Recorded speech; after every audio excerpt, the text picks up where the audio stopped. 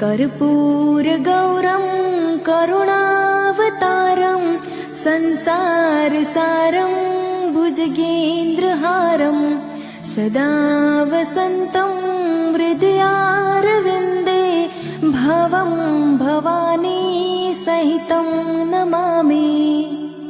मङ्गलं भगवान् विष्णु मङ्गलं गरुडध्वज मङ्गलं पुण्डरीकाक्ष मङ्गलाय तनोहरि। सर्वमङ्गलमाङ्गल्ये शिवे सर्वार्थसाधिके शरण्ये त्र्यम्बके गौरी नारायणी नमस्तुते नारायणी नमस्तुते।